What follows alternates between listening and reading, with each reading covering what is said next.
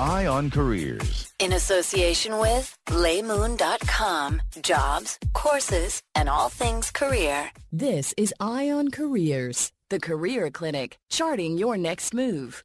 Hello and welcome back to Eye on Careers.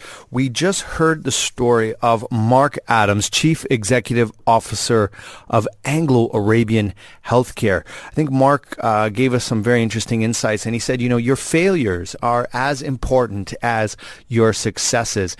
And the idea is that if you're going through something difficult, or maybe your career's hit a bit of a spotty patch, that's actually the seed of your success, that actually there's great learnings in there and great takeaways, and that there is no one who rises to greatness who does not know failure. He also talked about the importance of having a passion, drive for what he does. Some of his most successful moments were fueled by blind optimism, the idea to just push through and have a clarity of vision and direction of where you're going, and again, don't be overconfident, but have a clear plan with short, midterm, and long-term goals. These are some of the big takeaways. If you miss his interview, you can catch it on our website on DubaiEye1038.com. But now we have a man who's slowly changing the world one tree at a time, a social entrepreneur, who I think he's also been racking up a few awards, if I'm not mistaken, but you can also see some of his videos on YouTube as he marches around and with some of his tree planting efforts. He's the founder of the Treedom Group. His name is Andrew Steele. Let's hear a little bit about his background before we bring him on. This is Eye on Careers, Executive CV. Andrew Steele is the CEO of the Treedom Group. He is also the founder and director of Plant a Tree Foundation. Hull-born, Andrew retired from the Royal Navy after 13 years of distinguished service to work in the energy sector in Sri Lanka and subsequently the forest industry.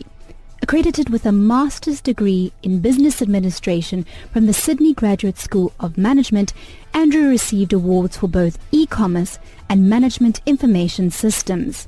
He was also the proud recipient of the Director's Award for All-Round Excellence in the MBA program. However, it was a social entrepreneur that his career would suddenly branch out to see him become a successful businessman across a number of sustainable and green business portfolios. Andrew recently became an honorary graduate at the University of Hull when a Doctor of Science was bestowed upon him by the University Chancellor, Honorary Baroness Bottomley of Nesselstone, in recognition of Andrew's environmental and charitable work with the Plant a Tree Today Foundation, which is committed to planting 1 million trees a year in tropical areas and is helping communities that are reliant on sustainability of forest ecosystems.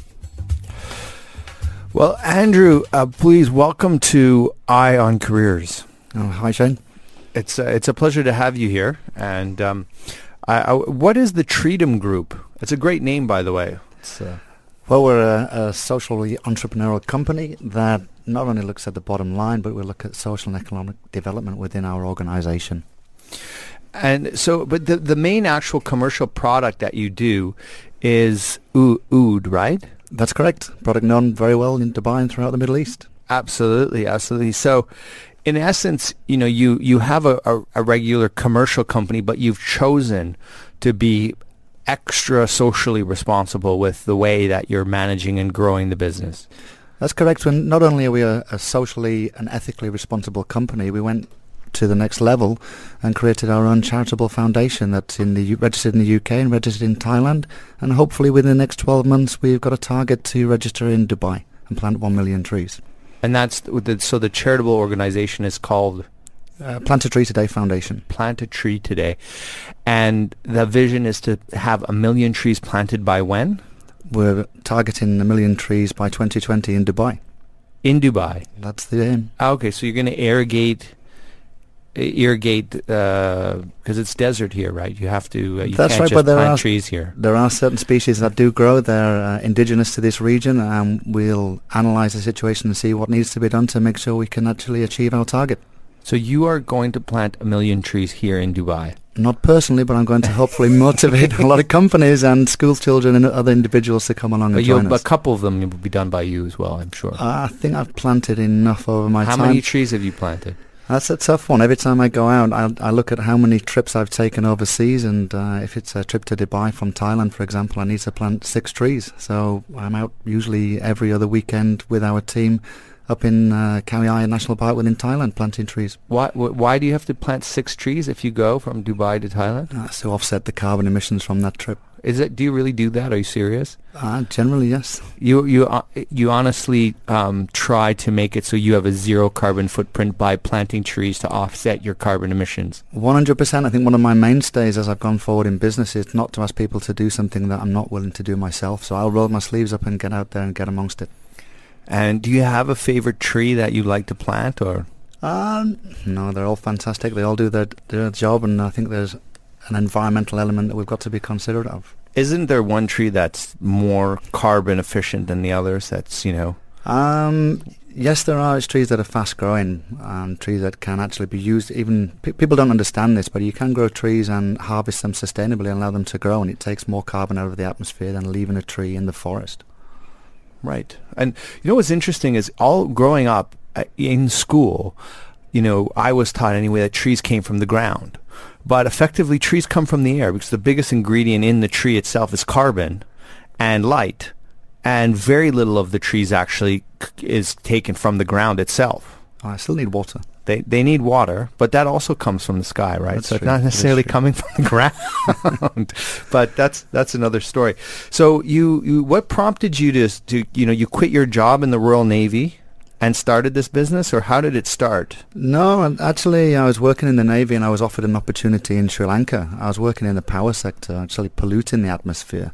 And at that time, I'd actually started to invest in forestry, which is one of the things that we do. We offer an alternative investment into the forestry sector, which gives fantastic returns.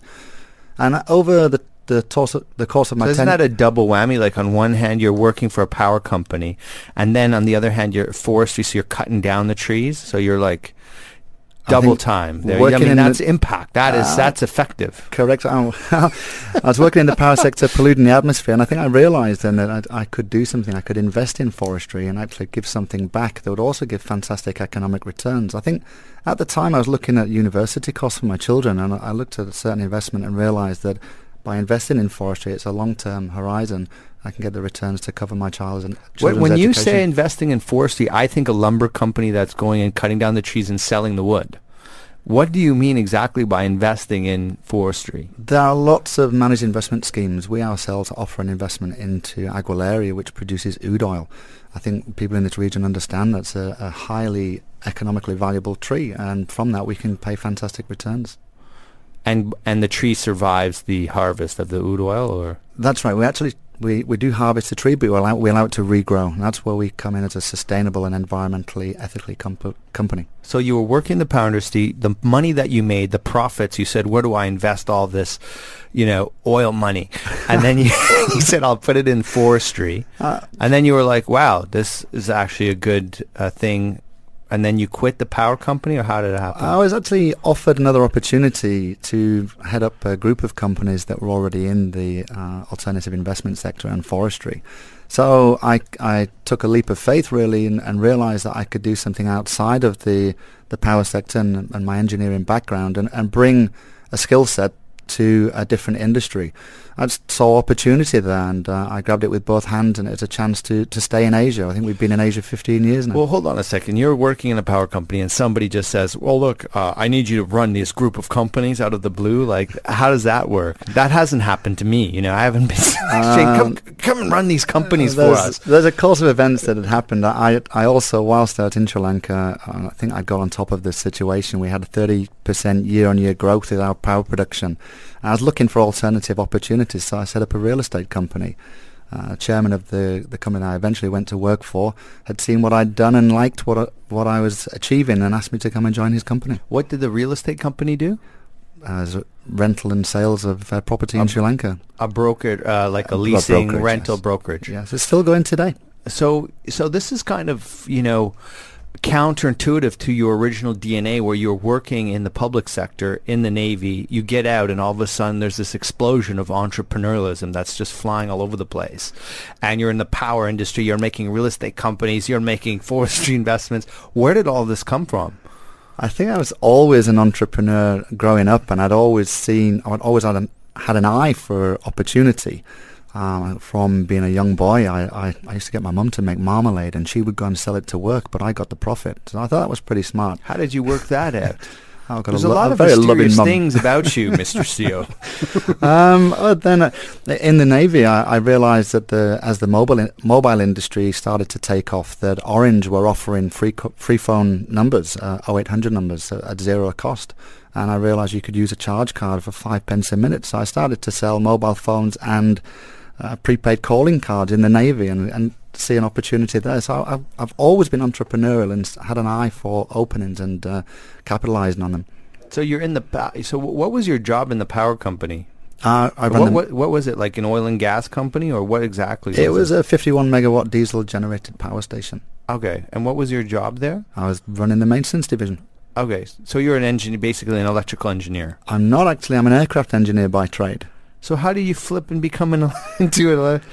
Isn't there a bit of risk there? Certainly. Take this aviation engineer and throw him in the power plant. I was enjoying my life in the military, playing sport, and I'll try to use my wife's words, gallivanting around the world, and she made me make the commitment that when we were to start a family, I would leave. So I did, and I was being offered a lot of opportunities in the oil and gas sector, and then literally had a phone call. Somebody said, "We've got your resume in front of us. We like the look of you. Do you fancy coming to Sri Lanka?" My initial response was, "Where's that?" And I came across, I'm an aircraft engineer, and it was diesel power station. I said, "Look, I don't have any experience in this sector," but they wanted my skill set from the military. And he said, "It's pretty much the same principle as a gas turbine, suck, squeeze, bang, blow." And what was that? Engines run on a principle of suck, squeeze, bang, blow. Of course they do, yes. Is there a little bit of the old boys network at work here? Because you're like getting jobs all over the world. Your CV's just kind of popping up. Is there a little bit of... No, not. I think as I've grown older, certainly the old boys network comes into play, and I've learned that it's not what you know, it's who you know. But that's what we call wasta in the Middle East. Okay. But so you seem to have a fair amount of it.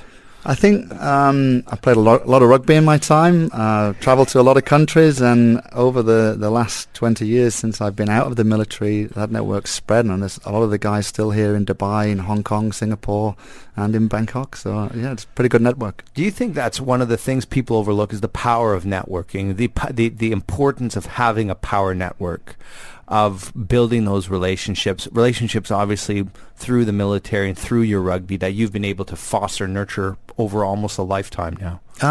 You're certainly correct. I think that living in Asia and also now coming to do business in the Middle East, you can see how really you need to nurture those relationships to make business work. You have to ensure that somebody can trust you in what you're doing. And that doesn't happen on one meeting and trying to sign a contract. People have got to believe in the individual and understand the ethical element and what they're trying to achieve before they jump into partnership and try and do business together. And that you're going to see that project through from start to finish and not abdicate halfway through. For sure. I think that boils down to the ethical values an individual has, and you only really understand a person when you've started to work with them over a period of time.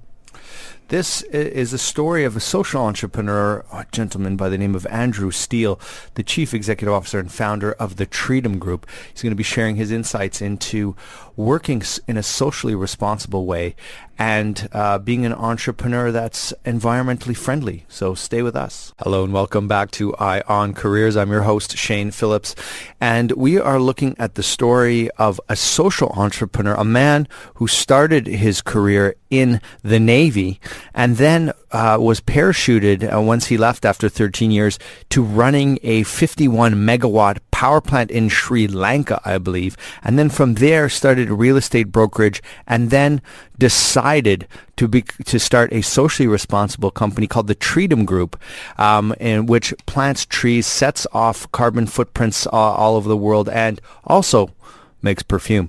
This is a story of Mark of Andrew Steele. Andrew, welcome back to Ion Careers. Thank you very much. So I just had Mark on. Sorry, but yes, you're Andrew Steele. And so we were just talking about the importance of having a power network, of nurturing relationships, and how networking and having the right relationships in your career is really one of the foundation stones of a success story. Well, that's true. I think you've also got to combine that with an element of luck, and by luck I define that as location, understanding, connections and knowledge. Part of that element is those connections, and you can only build that up if you've had a successful career and can deliver. You can prove what you can do. You have to have results. So luck is location, understanding, connections and knowledge. Connection. What's the difference between understanding and knowledge? Oh, pretty much the same. You got to understand. The same. You put two in there the same. You didn't think I'd notice?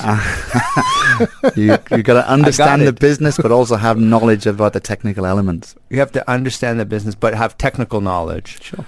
And understand. That what is that understanding more like a vision thing?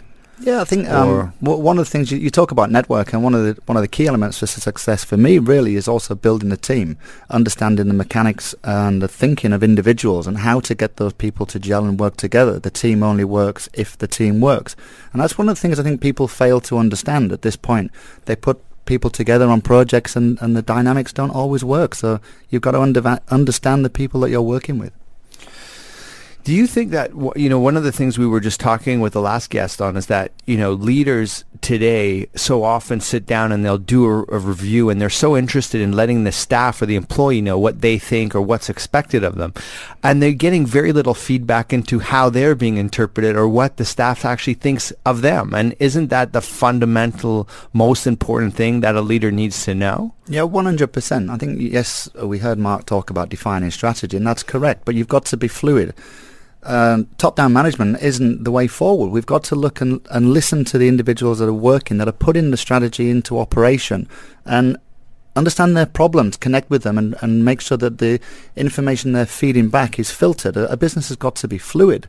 Unfortunately, you can't rigidly stick to the strategy. You've got to understand the dynamics of business and the pace of business, and change tack and listen to your guys. Listen to the people on the ground who've got their ear to the floor. And so just to quickly just put a capstone on your career path here, you were working in the 51 megawatt power plant in Sri Lanka, and then when did you quit and you opened a brokerage house for real estate, or how does that work exactly? I was working in the power sector, and at the same time, because I'd gone on top of my position, I'll be honest, I wasn't challenged. So I looked to set up something to do. I'd had everything running within 30 minutes of walking into the power station, so I was bored. So I set up a real estate company. It was my first real step into running a business. So you quit? No, I did it in parallel. My wife ran it. Okay. And then I sort of... The same thing you did with your mother with the marmalade. You re-echoed this. That's right. Your wife. She went out. Did you get all the profits? And yeah, I suppose so. I ran the bank account. You're dangerous. You're a dangerous man. So, okay. So you use the marmalade strategy twice here, and it works. And how long does the real estate brokerage work for? Well, that's quite an endearing story. The real estate brokerage is still running. And my driver, when I was in Sri Lanka, I was fortunate as an expat to have a driver, now owns and runs that company. And 15 years later, it's still going strong. Wow. So how did he get to own the company? Is he married to your wife? No. Literally, as you know, people who are drivers, manager's a salesman, and he himself was in a position where he was working and he was remote from his family. He wanted to be back in Colombo. So he took a job as my driver, and he was also helping my wife with the business. And at the same time, over the course of his tenure with me, he actually managed to execute a real estate deal. He earned more money in that deal than he did getting paid as a driver. And when we were leaving Sri Lanka, I didn't have the belief in myself to go out and run a business. I had the security blanket of working for a large corporation. So for the power company? Yeah, for the power company. And a manager came up to me and said, "Look, what will you do with the business?" I said, "Well, we can either try and sell it or we can close it down." He said, "Let me run it." So he came across to Thailand and paid me a nominal fee about 3 years later, and he's gone from strength to strength. That's an amazing story. And I mean, you just had the courage, I mean, to touch on one thing where you're talking about your own self-confidence and how that plays into a success story. Do you think that, that's one of the main things that are holding a lot of people back is that, they just don't have that self-confidence to go in. They have the skill set, they have the intellectual horsepower, they have the experience. They just don't believe in themselves enough. I agree totally, and I didn't believe in myself, and it wasn't until I'd gone across to Thailand and running a group of companies. I actually had a major disagreement with the chairman of that company. This is after the power company? After the power company. I was originally headhunted to go and run a forestry company, and really the chairman wouldn't allow me to do what I needed to do to make that business work. Subsequently, that company has been delisted now in administration, and we've set up in direct competition with them, and 9 years later we're going from strength to strength. So I had the courage of my convictions, but at that time I was faced with a decision. Step down because I couldn't work with the chairman and go back to the UK. The economic situation wasn't fantastic, so I thought, plus it's really rainy there as well. Yeah, it's cold and wet. So we took the plunge, and I said, look, I know everything that we need to do to make this business work. Now stand by the courage of my convictions. And it's not an easy ride. It's been tough. It's been really hard. But I can say now, 9 years later, we went from 3 people. We've got 123 people. And in how long? In 8 years? 9 years now. You started with 3 people, and one of them was your wife? No, actually, she was looking after the kids. Okay. So you had made your money on her. You let her go. That's right. What I did, I stepped away. I was offered an opportunity by an asset management company to audit their forestry investments in Thailand. I took the Thai CFO and the Thai managing director with me to set up on our own. And the asset management company dropped the ball, and I was faced with another challenge a year later where things seemingly were going along quite swimmingly, and we were backs against the wall. So we picked up the alternative investment element, and we've gone from strength to strength. So you're hired by an asset management company to do an audit on their forestry assets. Correct. And then how does that fall apart, or you quit that job? No, we didn't actually. They disrespected or didn't understand the local culture, and that's one of the big things that we pride ourselves on, in understanding the culture of the people that we're working with. False promises, really, and you can't do that to communities that you're working with that are reliant on the money that you're bringing to them. So we'd fostered really good relationships with them, and we picked up the ball where the asset management company didn't. What kind of stuff did they falter on? Like they said they're going to build a school and they didn't do it? No. It was basically purchasing plantations from farmers, but not delivering on promises with money. So they'd sign an agreement and the money came. They wouldn't pay the poor farmers? Correct. They were delaying on their payments, and the communities that we were working with. Tyrannical, isn't it? Yes, it is. I 100% agree. And so the community said, look, we don't want to work with them anymore. So they stood by their ethical values, even though they had a pot of gold allegedly coming to them, and they worked with the people they believed in. That was us. So you got in a fight with this chairman who... I was the former company. You were the former company. That was with the former company. This was purely the asset management company disrespecting the culture and not understanding the people they were working with. So we picked up the ball and we ran with it. And so you registered. What was your first deal? What did you buy? You buy like a small plot of land to start with, or how did it all start? We do own a significant amount of land now in Thailand. Initially, what we did was we purchased the forestry assets from the farmers, and then. But you wouldn't have had that much money with 3 people. Like correct. How much land did you buy for the first transaction? Oh, probably only around 10 acres. 10 acres. Yep. And then you sold those carbon credits? Or? No, we did that through our charitable entity. No, what we did was sell investment into Aguilaria that produces the oud oil. The oud, okay. And then we subsequently invested every single penny we had back into the manufacturing facility, what was essentially a cottage industry, and we've grown the business to be the only company in the industry in Asia that actually has ISO accreditation. And we pride ourselves on consistency, quality, and being able to supply the major perfume houses, not just in the Middle East, but in Europe. Arabian Oud, Ajmal, Mulhausen, CPL, Chanel buy from us as well. Chanel has oud in it. I didn't know that. I think most companies now are realizing the benefits of oud, but they're using synthetic and not the real element, the real deal. Oh. And because of the cost, it's absolutely astonishing, the price. If you go into Arabian Oud shop in Dubai Mall, you can pay $70,000 for a litre of oud oil. Wow. Well, that's quite. But it's an interesting concept what you have here. So you were basically running a regular manufacturing agricultural business, and then you said, "Hey, our competency is in agriculture, it's in planting trees. So our CSR initiative should match and graft on to the core competencies of our organization, of our people, and therefore leveraging and increasing and maximizing the impact that you can have in the community." Correct. Well, we've got the social environmental element from our business, and we make sure that everything we do is environmentally friendly. But in parallel with that, we also have our own charity, where I think we planted probably 10 times more trees with our charitable entity than we have commercially.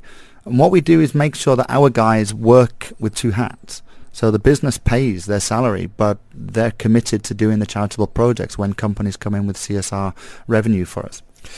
And this is a future trend now that we're seeing. In fact, they're saying the millennials coming in now, and those teenagers who are now, for example, in Harvard and the big business schools, they're not so interested in just turning a profit. That they want that, this theme of being socially responsible is starting to take foot. And that now they even have a new legal entity in Canada and the United States. They have 1,000 B corporations registered. I don't know if you've heard of this B corporation. And this is basically a structure where it's a legal structure. So you have the corporation, and the B corporation says we have two mandates. One, to the shareholders to drive a profit, and two, to the community to make an impact. And then there's also a licensing. So that you're environmentally friendly, that you're meeting all the humane, workers' rights, et cetera, and your products, your manufacturers, if you're shipping something in from China, for example, that factory has to be also licensed for you to maintain your status. I don't know if you've heard anything about this trend. I've certainly not seen the Canadian element, but you can see a paradigm shift throughout the world as organizations start to take more notice of CSR elements, and that's driven by the consumer values. People are not asking, what are you going to do for CSR? They're actually analyzing what you've done. And the sad thing is, for a lot of large corporations, blue chip organizations, it's all about the marketing dollar from CSR. Not all companies truly believe in what they're doing. They're looking for the picture to shake hands and put it in their annual report. There are a lot of companies that are very, very ethical and stand by their values, but unfortunately it's not every single one. Although the tide of change is there, it's starting to come. Do you feel that this makes you a stronger leader, because fundamentally you're not just telling your staff this is what we do, but you're telling them this is why we do it? Certainly, I think you've got to stand up and be counted. You've got to lead from the front, and I'm not saying people will follow, but you, as a leader, you do take your troops into battle, and if people can see you doing the right thing, they're more inclined to follow suit and continue to do that. You mentioned a new breed of people, and what I see now is that environmental issues are more prominent in school. So people that are coming out of school now that are potential future leaders of industry or future leaders of countries understand those environmental elements, and so it's a big part of our charity is actually environmental education. Those children, when they grow up, will make the right decisions in business. They will take into consideration the environmental element and not just the bottom line, looking at the P&L all the time. Do you think that's something that we may have lost heading into the crisis? Have the leaders of today forgotten their values? Is it very difficult to find that value-based leader? We're going to be answering that right after the break. This is the story of Andrew Steele, one of the region's top social entrepreneurs and the founder of the Treedom Group. Welcome back to Eye on Careers. I'm your host, Shane Phillips, and we are looking at a man who is changing the world one tree at a time. He runs a profitable business, a commercial business, Oud Oil, one of the most expensive, I think, tree products out there potentially. I'm not 100% informed on it, but I would guess it would be the case. But he's taken his business one step further and not just focus on the commercial elements, but also said, hey, look, as an agricultural company, our strong suit is in growing trees, planting trees. And so he has started a charitable foundation with a vision of planting 1 million trees in Dubai. I thought it was a little ambitious, seeing as this is a desert and it's not so easy to grow trees here, but he's not dissuaded. With 13 years in the Navy, he is quite a determined, tenacious leader and a man of interesting value system. He is the founder of the Treedom Group. This is the story of Andrew Steele. Andrew, welcome back to Ion Careers. Okay, thank you. And, I think it's really interesting, what you're doing, and you're seeing other entrepreneurs like yourself sprouting out saying, we want to have a value in what we're doing. And I was wondering, when you look at industry today, business leaders today, have they lost sight of their values? And often, even when you have a leadership dialogue, very rarely does actual values come into the play. And when you look back at, say, the banking industry, we saw in the financial crisis, bankers seem to have lost sight of the value that banking plays in society. It's a fundamental key to freedom. It's the bedrock of your ability to change your economic status. And the early banks in America, for example, gave the working class access to credit, gave the working class the working capital they need to run their small farms. And now, nobody really talks about the role that the banking industry plays in the freedom of an individual to chase their livelihood. Have they lost the value of their profession? And, do you feel that's something that's basically a narrative that's been lost over the last 2 decades in the economy? Most certainly. I think that you can see that people have lost their values, and that, to me, really defines the difference between an entrepreneur and an employee. Some of the employees are looking at the corporate grind and probably don't understand the values of the business or their individual values. So for me, as a social entrepreneur, I stand by the values that are in my heart, and our team understands that. That is communicated downwards, so that in everything we do, we understand the vision, we understand the values, and we emulate that in all aspects. A lot of people, a lot of leaders, if they don't understand what values they're standing by, then how can they enact it in the business? They don't know what they're fighting for. They're just going through the corporate grindstone and the day-to-day run-of-the-mill, treading water until retirement, or they hopefully don't get sacked.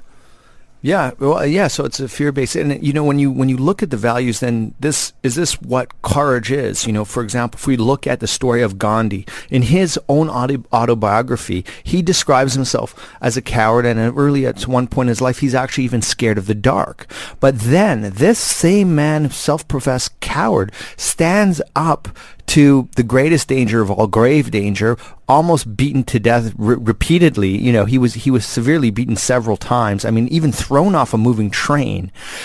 Where does this guy who's scared of the dark all of a sudden find this immense courage? And it has to come down to values, that he values the Indian identity, that he values the freedom of his country over British imperialism, that he's willing to die for it, and in effect, he eventually does get assassinated and does die for it, and with a smile on his face. So fundamentally, when we look at courage, it's not just this innate thing that you're either born with or born without, that it actually stems from your value system.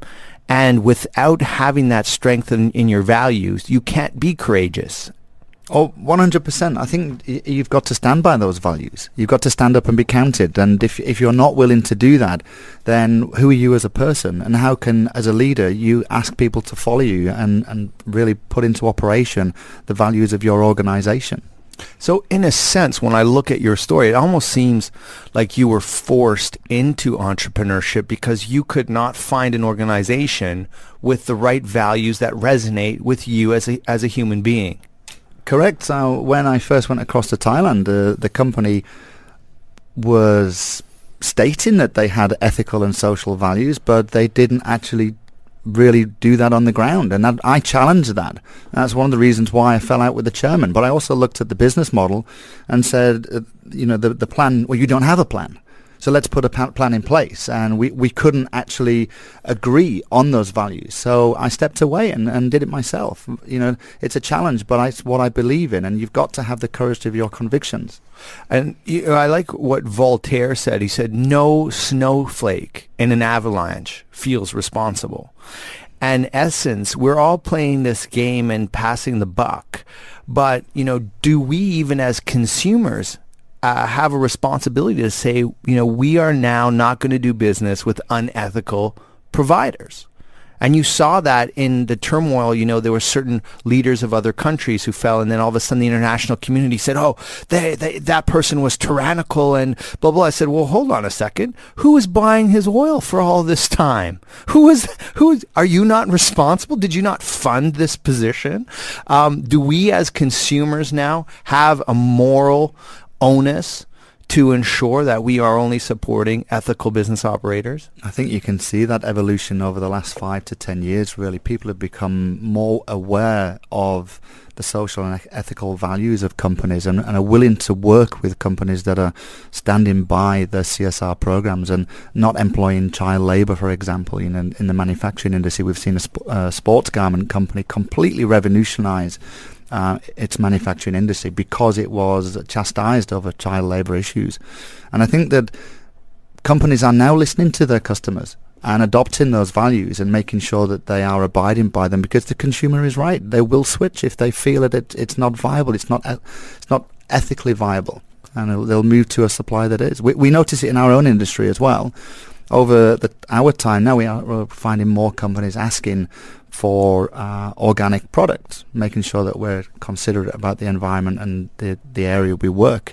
Not just that, but we're also seeing that we work with an endangered species, so we have to provide CITES certification. It's Convention on International Trade in Endangered Species, whereas previously Aguilaria was an illegally traded product and still is to this day.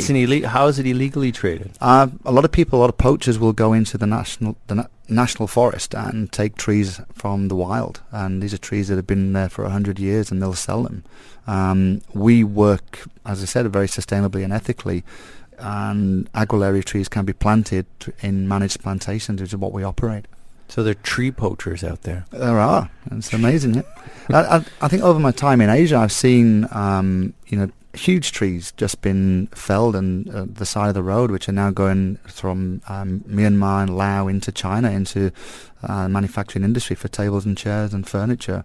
Now we're seeing companies adopting Forestry Stewardship Council principles, and buyers, the big Home Depot type buyers, only buying their product from sustainable and ethical sources. So this is a big trend that we're seeing, and a lot of people are saying the millennials now that are entering the workforce are going to be the most empathetic workers that have ever come, and in fact will be looking for that sense of identity, sense of self, and that value system to be echoed within the organizations through which they work.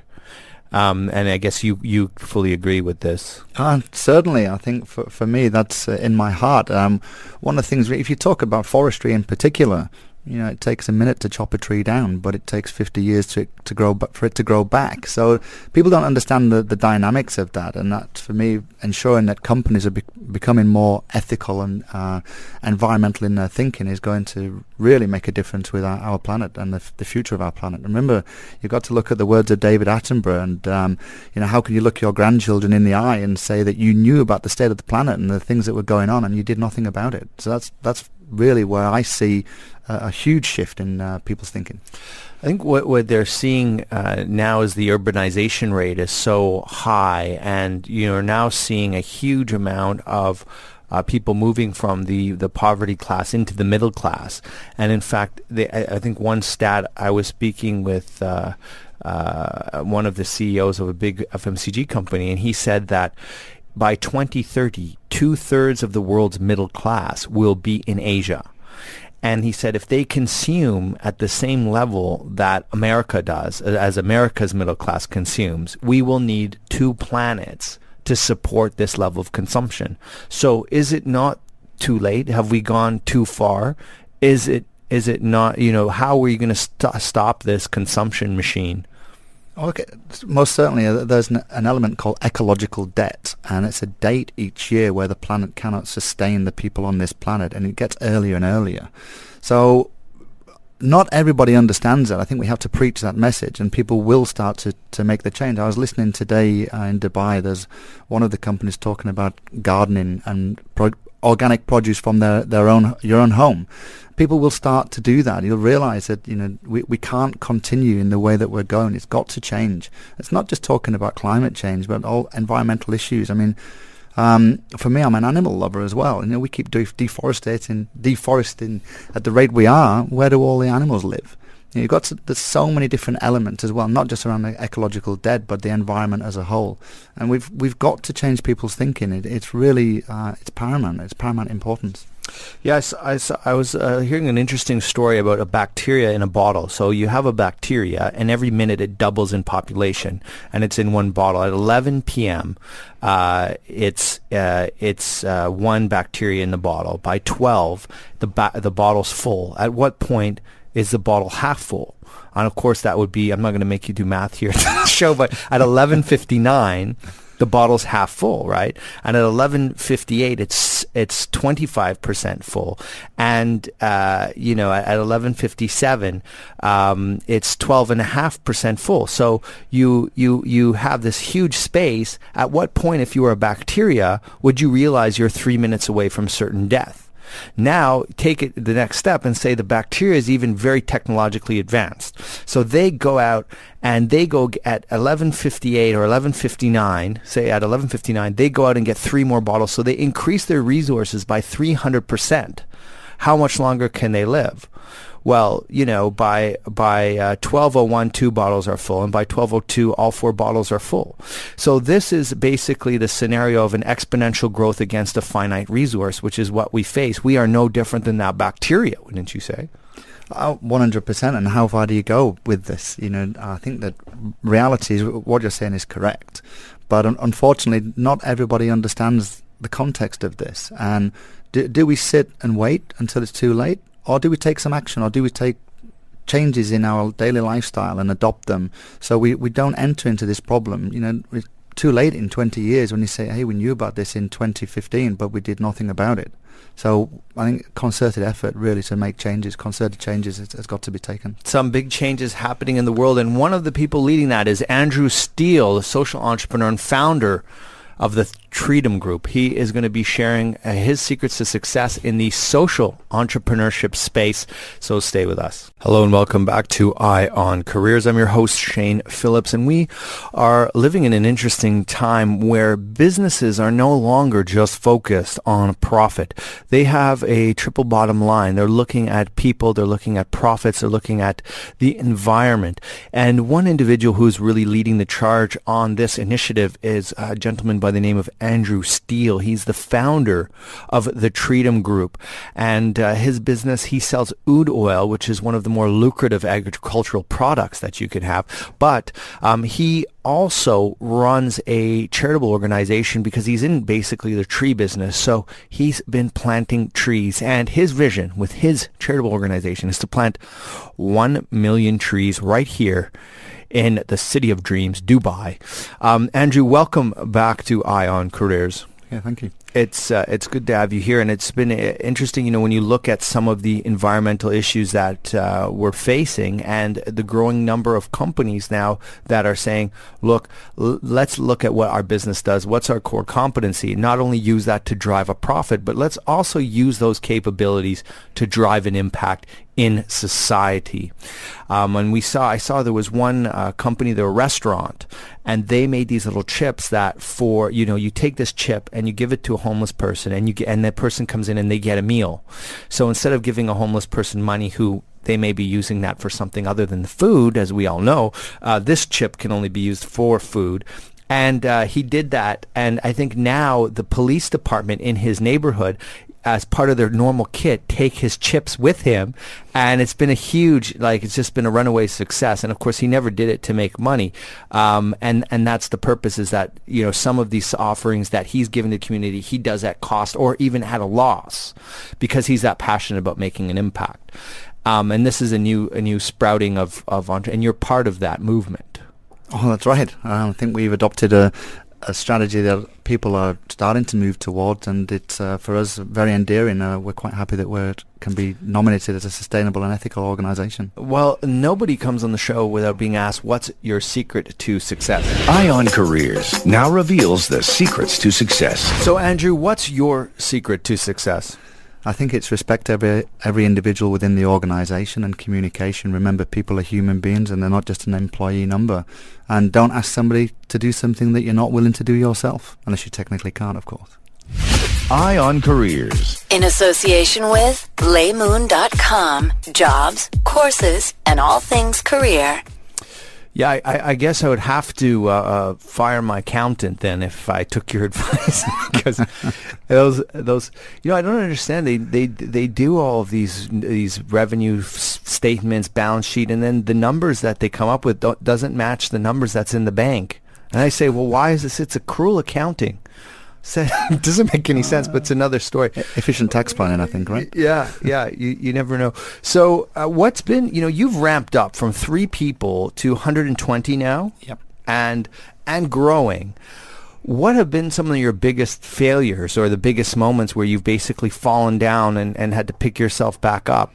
I think that there's numerous failures that you come across, certainly as an entrepreneur. And when I look back over the years, there's countless. We've gone into various projects and we haven't planned accordingly. We've gone into it on a gut feeling as opposed to a good feeling as well.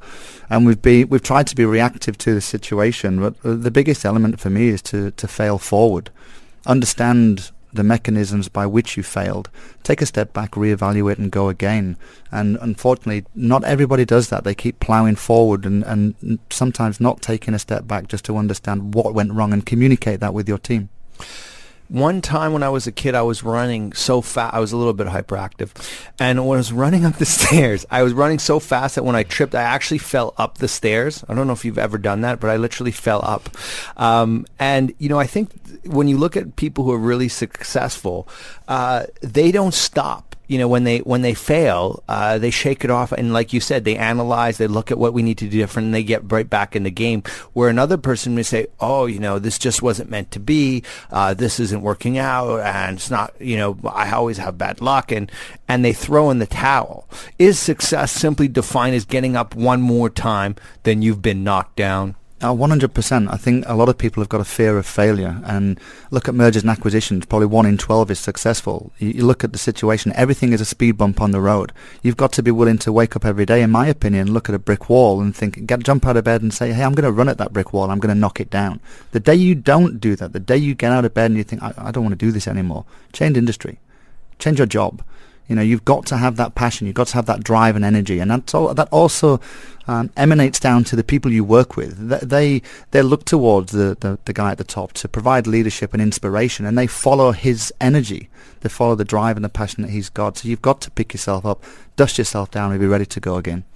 So if you are out there and you have lost your job, or your business isn't going well, or you just made a business decision that lost millions, you should get down on your knees and thank God, because you just take the first step towards success.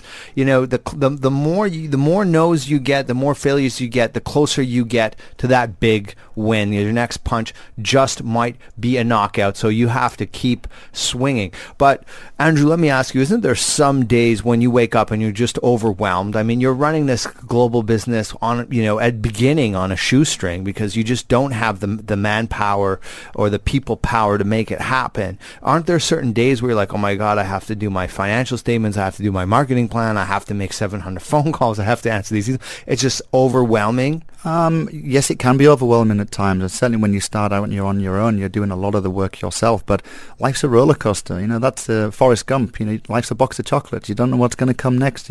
That's the challenge. You've got to thrive on the challenge, and you've got to understand there are ups and downs in business, and it's just the same as life. One day it can be going fine, but the dynamics and the pace of business can change overnight, and you've got to be prepared for that. When you look at the Forrest Gump story, one of the great things about it is, as they say, run, Forrest, run. He just kept running. He was tactically very strong, and he didn't let negative ideas come into his mind. Partly was maybe because he lacked the analytical abilities necessary to realize what the negatives were, what the real risks were. He was just really acting, and he stayed focused. Step after step, he ends up running across America and all the other things. Is that the most important thing, is to be tactically strong? I think when you talk about tactics and strategy, you have to have a strategy, but you have to be able to change the tactics. It's a bit like a football game. You can talk about the strategy before it, but at half-time, if things are not going well, you've got to change your tactics. So yes, for me, tactics are paramount, and the ability to be proactive, not reactive to a situation. But you sound very positive. Now, do you do anything, like I've had other guests on who have a vision board. I have people who use different techniques to maintain a positive mental attitude and positive focus. Do you do anything in that area to keep yourself on point? No, I don't. I'll be quite frank. I think for me, I'm passionate about what I do, so I wake up every day. It's a bit like Tiger Woods. Tiger Woods plays golf. Why? It's not necessarily about the money. It's because he loves what he does. And I love my job. I love what I do, so I get up every day, and it's not work for me. It's my passion. I enjoy it. I enjoy the challenge and the thrive of business. Even when you're out there's like mosquitoes and sweating and you're like digging muddy holes and putting trees in it, you're like, I love this? I think I've been very privileged to work with hill tribes in northern Thailand, and it's taken to me to see some amazing sights and some amazing people and understand some fantastic cultures. So I really do enjoy it. A hill tribe? Yep, people in the northern part of Thailand that have come across from Myanmar. And are they like, why are you planting trees? They must think you're crazy. Actually, no, these are people who probably far removed from social media and TV, but they understand on the ground the effects of deforestation and climate change. They can see it themselves, and when we put the trees back, it's great to hear villagers say the birds are back. We can hear the birds singing in the morning. We've now got water because of watershed management elements. So that for me, is really taking it to the far end and seeing it at its grassroots element. So it's a deep sense of purpose, really, when we look at what one of the main themes of your success is that deep sense of purpose that, this is much larger than the next business deal. This is much larger than the next shipment of food oil. This is about making a difference in people's lives. 100%. I think, one pebble in the ocean just makes a small wave, but 100 people throwing those pebbles makes a bigger wave. So my job really is to motivate people to understand the environmental element and get them to support our work. I can't plant 1 million trees myself. I need to get people to join me and join our crusade. What is your final piece of advice for anybody who wants to join the social entrepreneurship ranks or get involved more in these type of endeavors? I think it still goes back to having a passion. Understand something. Find something you love to do. If you're passionate about it, it won't be like work. It's like Tiger Woods plays golf. You'll go out every day. You'll overcome every challenge because you believe in it deep down. And we spoke about values. You have those values at your core. And find out what you believe in, and I think also within that subtext is a sense of identity. That this is who you are. This is your life's work. I mean, one of the fundamental difference with you is you don't have a job. You have a life's work. That's correct, and that's one of the questions I often get asked. How do you find your passion? I'll be honest, I don't know. It just hit me. I think it evolved, and I woke up and said, "This is what I need to do, and I can actually put food on the table for my family as well, and do something that I love." Well, that's amazing. Thank you so much for coming out, Andrew. Unfortunately, we're out of time, and hopefully we can have you on again sometime soon. Okay, I'd love to do it. Great. That was the story of Andrew Steele. He is the founder of the Treedom Group. You can check him out online, and there's a couple YouTube videos out there as well floating on the net that you can catch as well. You can also catch any part of the story you missed on our website, DubaiI1038.com. And that's it for this episode of Eye on Careers. I'm your host, Shane Phillips, wishing you luck in chasing your dream.